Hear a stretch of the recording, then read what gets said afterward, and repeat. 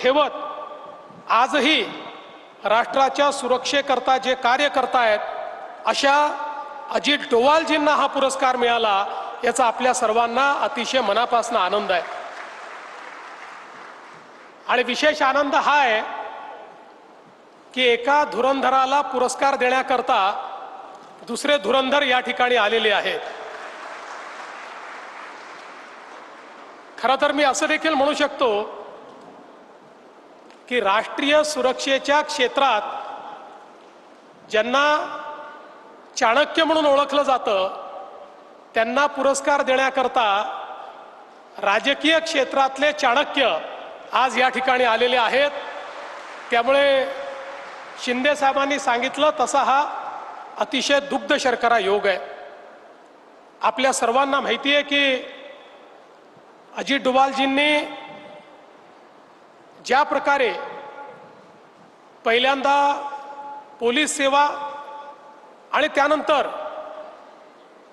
आयबीच्या माध्यमातून रॉच्या माध्यमातून त्यांनी केलेलं कार्य आणि विशेषतः 2014 पासून या देशामध्ये माननीय प्रधानमंत्री नरेंद्र मोदीजी यांनी त्यांना आपले राष्ट्रीय सुरक्षा सल्लागार केल्यानंतर देशाच्या सुरक्षिततेचं जे डॉक्ट्रिन होतं हे पूर्णपणे बदलण्याचं काम त्यांनी केलं।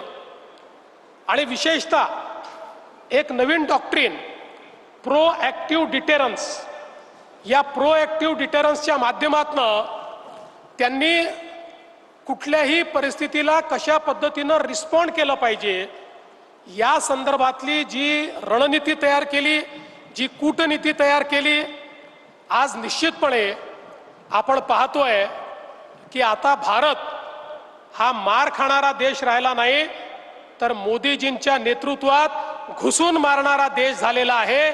हा महत्त्वपूर्ण फरक भारताच्या संपूर्ण सामरिक शक्तीमध्ये आणि भारताच्या सामरिक नीतीमध्ये आणण्यामध्ये एक अत्यंत महत्त्वाचा रोल, एक महत्त्वाची भूमिका ही या ठिकाणी अजित डोवालजींनी त्या ठिकाणी केली आहे। आणि त्यांचं एक अतिशय महत्त्वाचं वाक्य आहे, ते असं म्हणतात, there is no silver medal in national security, there is no silver medal in national security, if you win you make history, if you lose you become history.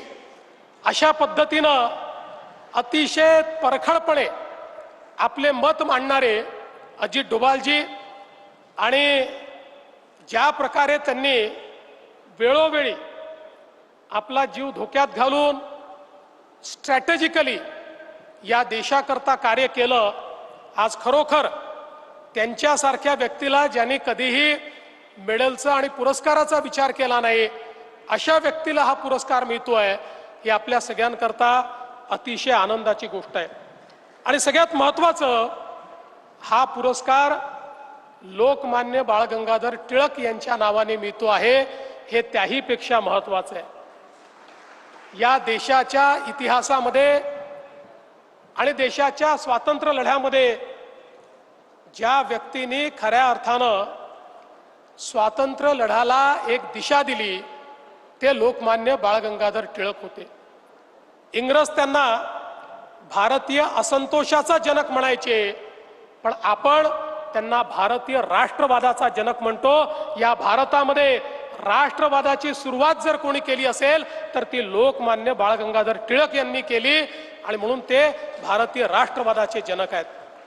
आणि आपल्याला माहिती आहे, अनेक वेळा आपण त्यांचं अतिशय प्रसिद्ध वाक्य वापरतो, स्वराज्य माझा जन्मसिद्ध अधिकार आहे आणि तो मी मिळवणारच।